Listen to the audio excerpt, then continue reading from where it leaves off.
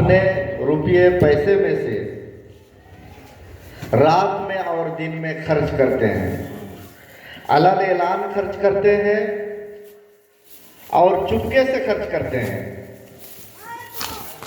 فَلَهُمْ أَجْرُهُمْ عِنْدَ رَبِّهِمْ، تو ایسے لوگوں کے لیے اللہ تبارک و تعالیٰ کے نزدیک اجر ہے۔ وَلَا خَوْفٌ عَلَيْهِمْ وَلَا هُمْ يَحْزَنُونَ، اور ان لوگوں پر کوئی خوف نہیں ہوگا اور وہ قیامت کے دن غمگین بھی نہیں ہوں گے۔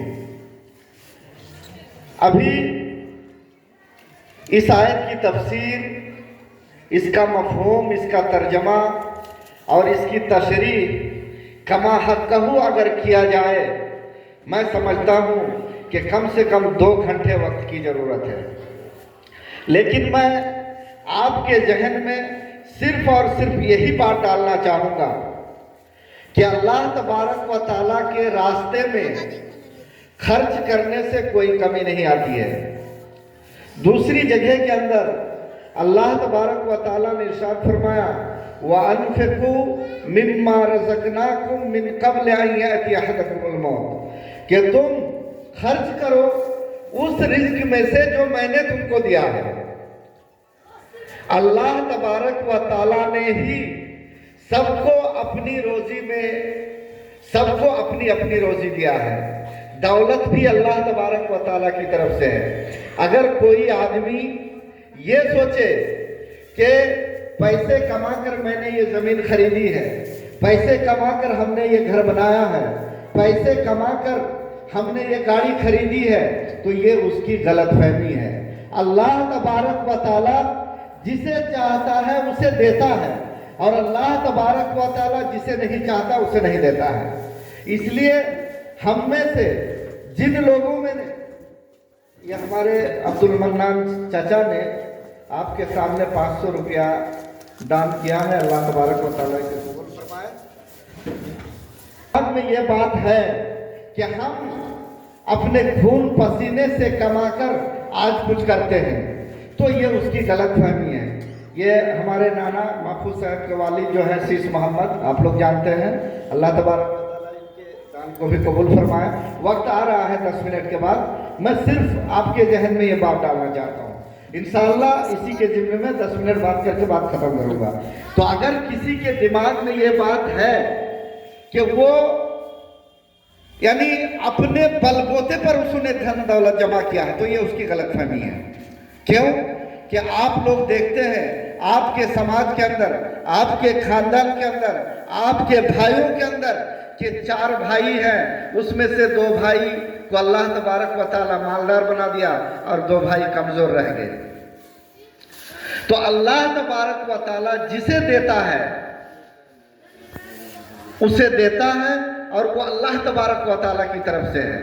اسی لیے اللہ نے فرمایا کہ وَأَنفِقُوا مِمَّا رَزَقْنَاكُم مِّن قَبْلِ أَن يَأْتِيَ أَحَدَكُمُ الْمَوْتُ، کہ موت آنے سے پہلے جو کچھ میں نے تم کو دیا ہے وہ تم ہمارے لیے اللہ کے راستے میں تم اس کو خرچ کرو۔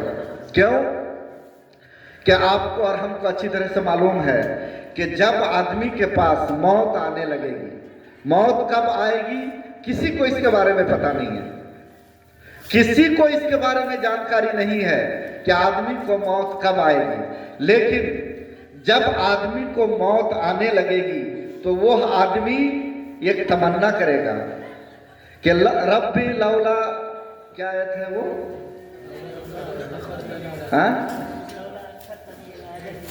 لولا اخرتنی الی اجل قریب فاصدق واکن من الصالحین، کہ جب موت آنے لگے گی تو آدمی دل کے اندر یہی تمنا کرے گا کیا کہ اگر اللہ تبارک و تعالی ہمیں تھوڑی سی مہلت دے دے، اگر تھوڑی سی مہلت دے دے تو میں دان کروں گا، صدقہ کروں گا اور نیکوکار میں سے ہو جاؤں گا۔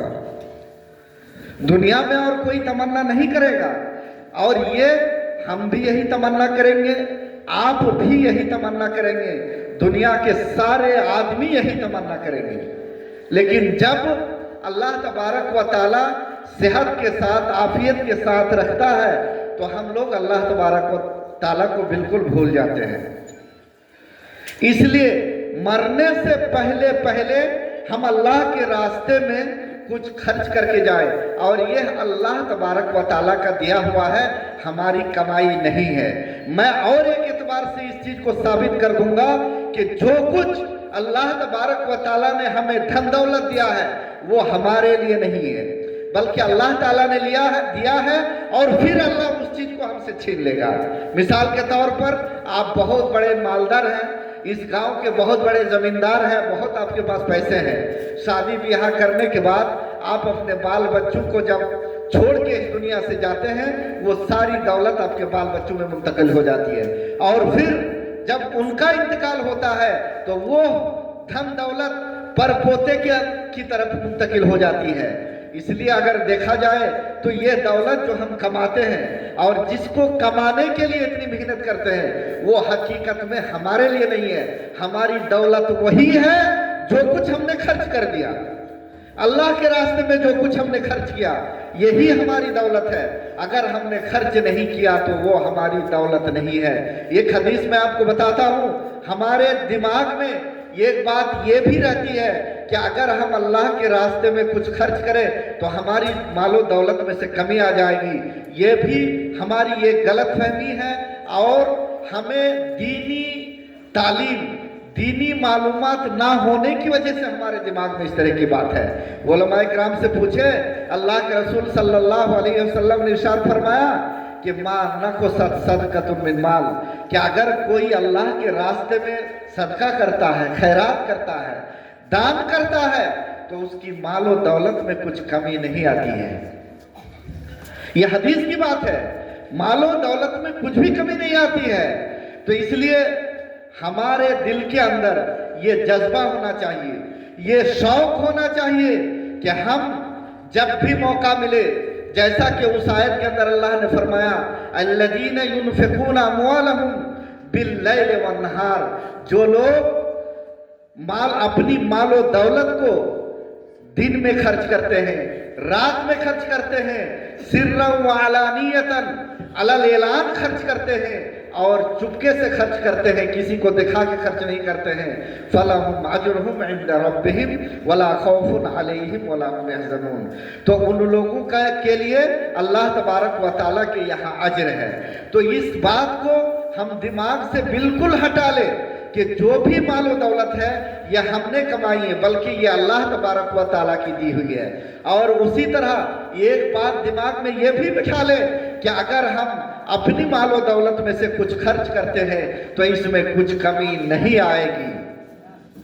साथ में एक बात और मैं आपको बताता हूँ, हदीसी की बात है, जैसा कि मैंने कहा कि अल्लाह तबारक व तआला ने फरमाया, अल्लाह के रसूल ने फरमाया कि जो मालो दौलत आप अल्लाह के रास्ते में खर्च करेंगे वही आपकी असली मालो दौलत है, और अगर आप खर्च नहीं करेंगे तो वो आपकी नहीं है। आप दुनिया भर में कुछ लम्हात के लिए यहाँ पर आए हुए हैं, कुछ खा पी के चले जाएंगे, सारी दौलतें आपकी पड़ी रह जाएंगी। ये हदीस में सुनाऊँ आपको, बहुत ही मशहूर हदीस है। अल्लाह के रसूल जनाब मोहम्मद रसूलुल्लाह सल्लल्लाहु अलैहि वसल्लम ने इरशाद फरमाया, इज़ा मातल इंसानो इनक़ता अन्हु अमलुहु। हम लोग सुनते रहते हैं ये हदीस कि जब इंसान मर जाता है तो उससे उसका अमल मुनक़ते हो जाता है, यानी नेकी का रास्ता बंद हो जाता है, बुराई का रास्ता बंद हो जाता है, किसी तरह का कोई अमल मरने के बाद आदमी नहीं कर सकता। लेकिन इल्ला मिन सलास, लेकिन 3 तरीका